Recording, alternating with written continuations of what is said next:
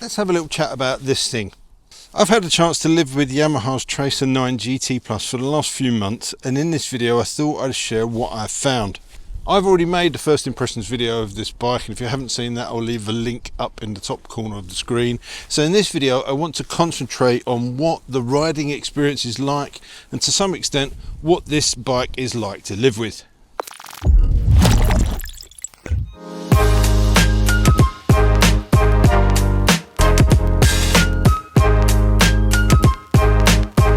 So as I said, if you want to deep dive into things like the radar, cruise control and the electronics, then go away and have a look at that first impressions video. What I wanted to do today is concentrate on what it has been like to live with once the novelty of a new bike wears off. So let's start with what is probably the most talked about element of this bike, and that is the Y-AMT gearbox. And it's a talking point because it is the only available option with this particular model, the GT Plus. The GT, the next model down, is available with the Y-AMT or a manual gearbox, and a purely manual option is what you get if you order the base Tracer 9.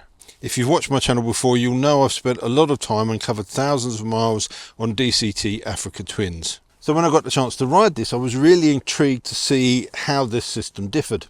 The end result is largely the same, but the way it's achieved is very different. The Honda system uses two clutches, one looking after the even numbered gears and the other the odd. Essentially, the bike is ready to switch to the opposite clutch when needed, either up or down. This leads to an incredibly smooth shift transition, but the downside is that two clutches means more weight, and the DCT adds almost 10 kilograms of weight to the bike. The Y-AMT system on this bike has a single clutch, but it has two electronic actuators which effectively take the place of the clutch lever and the foot control. This gives this bike a little bit more of a manual feel, if that doesn't sound too weird. It's more mechanical, not in a bad way, it's just different. Yes, of course, it's not as smooth as a dual clutch system, but it's close, very close. It's not clunky at all.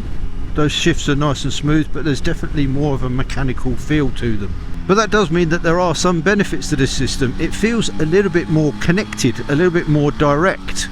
It's more noticeable when you pull away. If you compare this to the DCT system, there's a little bit more engagement through the throttle. So I'll try my best to describe that to you.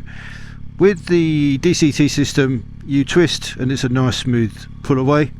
With this system, as you start to add throttle, there's a definite feel of an engagement with the clutch. You don't really get that with the Honda,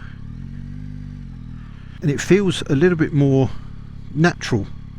Not natural, it feels a little bit more like a standard bike would be, except that you're just finding that bite point here rather than here. So if we just pull away, there you go, you got that little bit of engagement, and then it feels like the throttle's live. Obviously the throttle is live all the time, and that's one of the drawbacks of either of these systems, is that there is no clutch lever, so you haven't got the ability to instantly cut the power to the drive. One of the downsides of that is there is a risk of whiskey throttle. If you get yourself into trouble, that is live. So if you're kind of reaching, or you get thrown off balance, or you know, you're in an accident or something, if you twist that, you will go. You haven't got that immediate cut of power, so that is something that you have to be careful of. From day-to-day riding, it has never been a problem. I tend to find it's been more of an issue when you're manoeuvring the bike around at slow speed. My advice is always put it into neutral, and then you can tug away at the bars if you like, and if you do that, it's obviously not going to go anywhere. It's just one of those things that you get used to doing. But the riding experience is fantastic, and I've become a fan of the Y-AMT system. It's not going to be for everyone, of course, and I'm not trying to sell it, but if you haven't experienced it, I'd say get yourself down to your nearest Yamaha dealer and give it a go.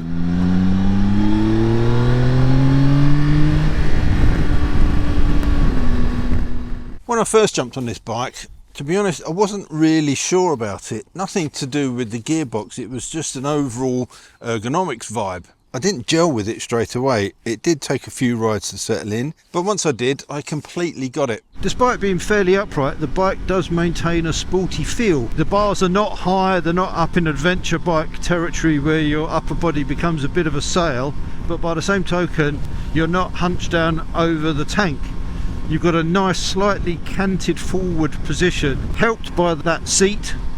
Does lean you forward a little bit. Some people complain that it rolls you into the tank.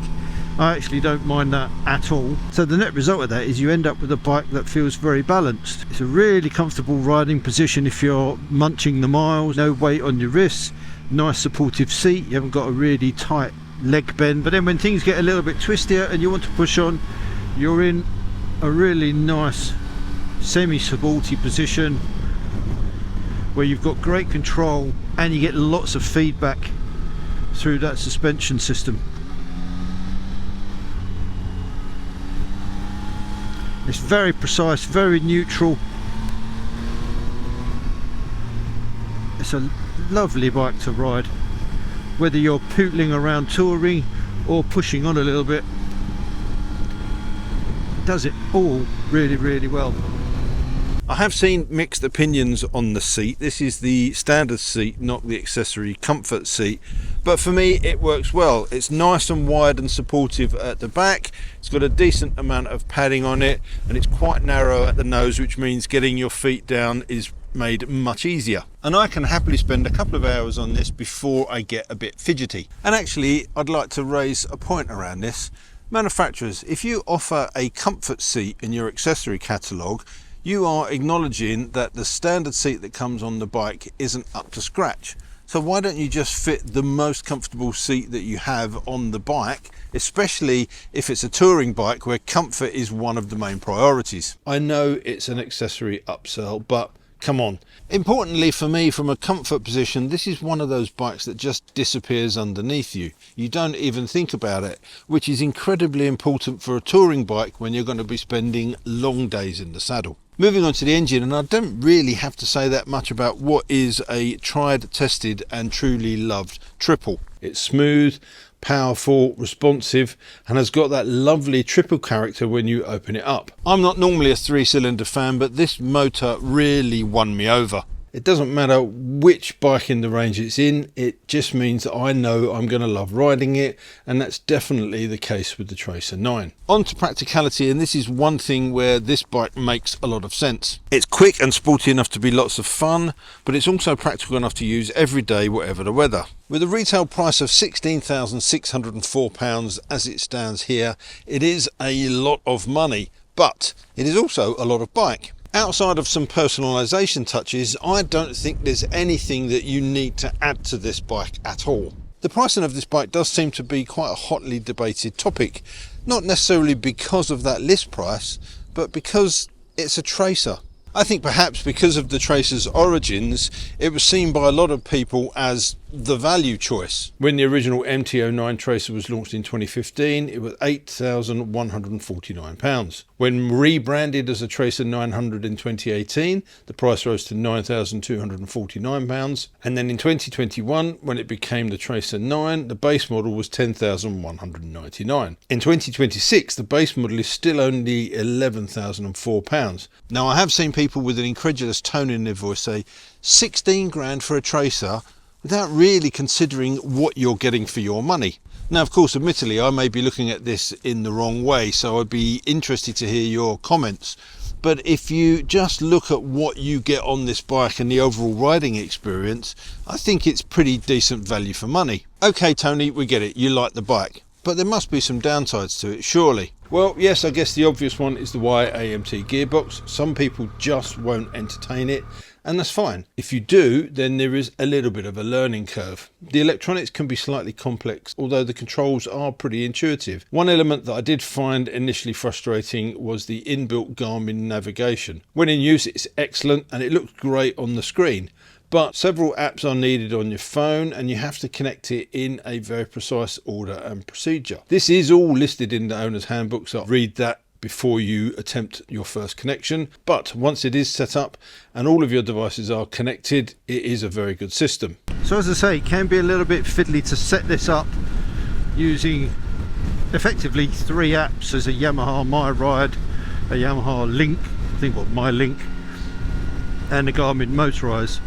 But once you've got your headset and your phone connected to this and it's stored in the memory, future uses are much easier. It does fire up pretty quickly and easily, and then you do have a really nice sat-nav display on here, and if you want to bounce between that and your standard display, just a long press on the menu button here, jumps back to your standard display, another long press on that, and we're back to that. Outside of those few things, there's very little to dislike. Okay, the styling might not be to everybody's taste, I get that, that's fine. It is actually growing on me, and I think I would describe this as a handsome looking bike rather than a beautiful bike. But given the overall experience I've had on this bike, to a certain extent, those looks are largely irrelevant. So what's my final verdict? Well, having spent a few months riding this bike, the one thing that really stands out for me is just how easy it is to live with. It offers a beautiful riding experience, it has all you could ever want in terms of features, and it's incredibly practical and versatile. If you're looking for a sporty touring bike, but one that can do a little bit of everything, this is definitely, in my mind, a bike that should be very high on the list. The telling thing is that when I first saw this bike and swung a leg over it, I didn't think I was going to like it, but I soon discovered that I love it.